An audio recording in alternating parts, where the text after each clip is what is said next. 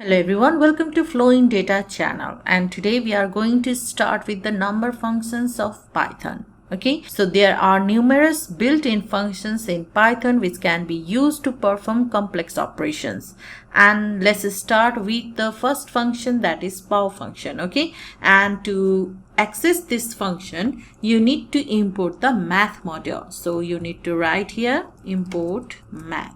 Okay, so this is how you will import the math module. Now after this you can access the functions of math module, so I'm going to make the variable result equals to math.pow. So we are going to use the first function, that is pow function. Okay, so here I'm going to put the two value 4 and 3. So you can see here it will return x to the power of y. That means the x is 4 and 3 is the power. Okay, so you will get the 4 power 3, that will be 64. So let's see the output, print result. Okay, so let's see the output if I'm correct or not. So here you can see 64, isn't it? So 4 to the power 3, that is 64. So this is the pow function we used here, and we will continue with more number functions in the coming videos. So see you in the next video. Thank you for being with us.